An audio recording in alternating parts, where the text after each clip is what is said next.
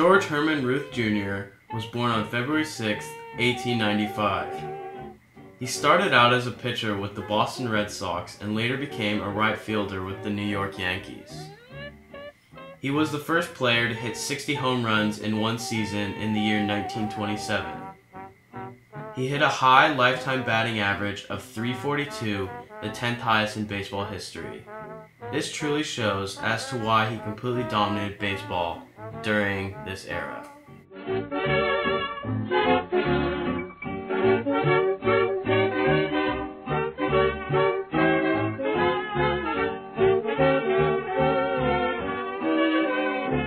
I got the words, I got the tune.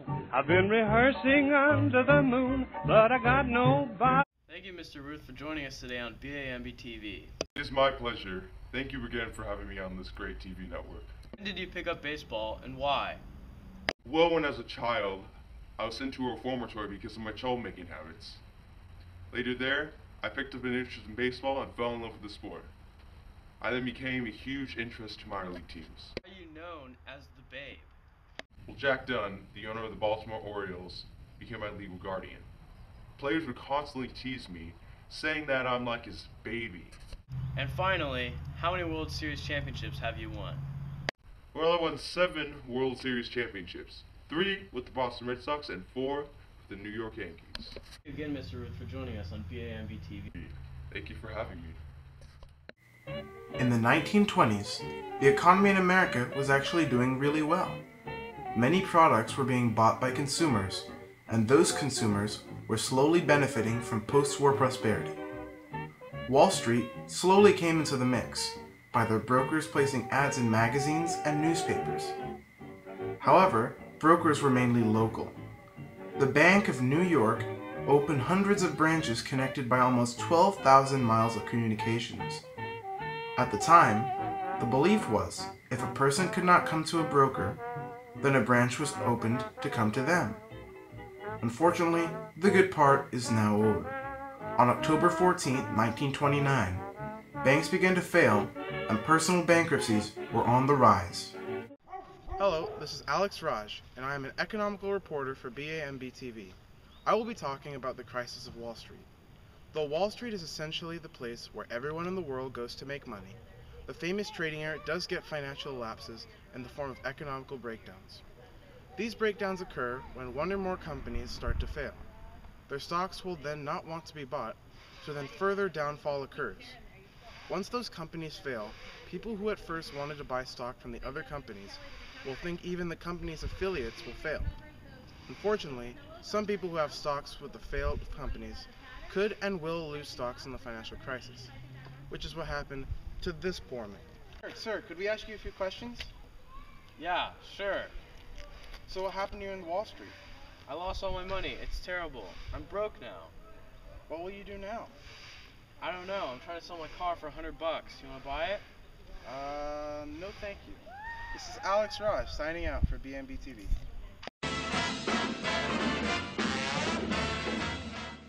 Louis Armstrong was born in 1901 and eventually became the most famous jazz trumpeter and singer from New Orleans, Louisiana. He came into fame in the 1920s as a so-called inventive cornet player, with being a huge influence in jazz, shifting the music from a collective improvisation to solo performance. He was also a successful singer, known for his deep, gravelly voice that anyone would be able to recognize. In fact, he was the first African-American entertainer to be well known for music in America, and was highly accepted in places that normal blacks would not normally be allowed in because of its artistry and personality.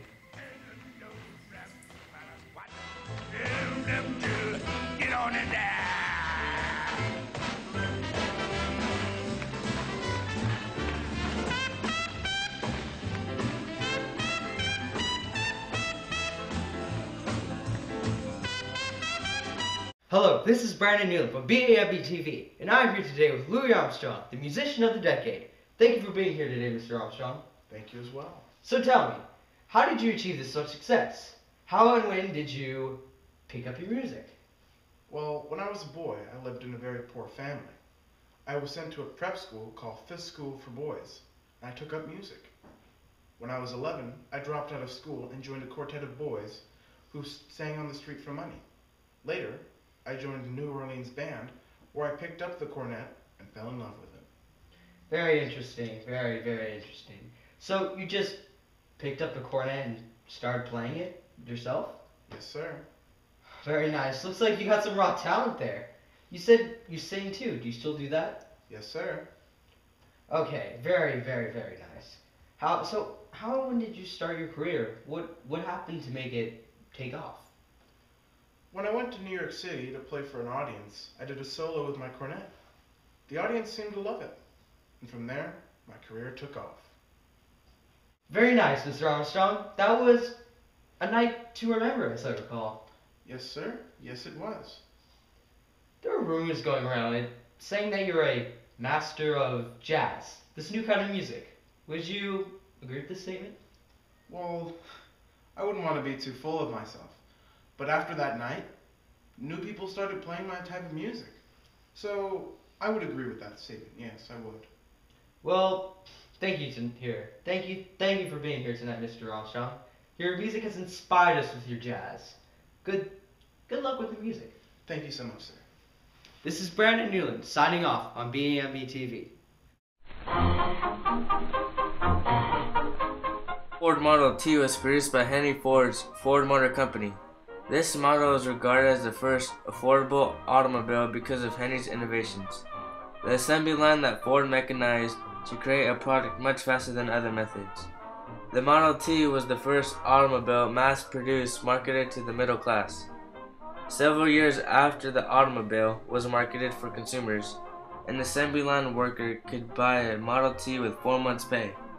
Ford ensured every single newspaper had stories and advertisements about the new product, the Model T.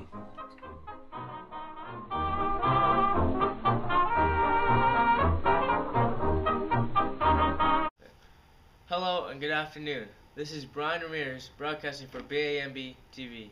I am here with Mr. Henry Ford himself. Now tell me, Mr. Ford, how did you come up with the assembly line that mass-produced these affordable vehicles? Well, one day, I was thinking to myself, why are automobiles so expensive? So then I manufactured the assembly line in order to produce parts less costly but more efficiently. That way, people of the middle class were able to buy those cars and they were satisfied with the price. That's impressive. What were the thoughts that went through your mind before you decided to build this vehicle? Well, a while ago, I thought to myself that I'll build a car for the great multitude. And it'll be large enough for the family, but small enough for the individual. I will be constructed of the best materials by the best men to be hired after the simple designs that modern engineering can devise. But it'll also be so low in price that no man with a good salary will be unable to own one and enjoy with his family the blessing of hours of pleasure in God's great open spaces. Well, thank you, Mr. Ford, for having us. Thank you as well.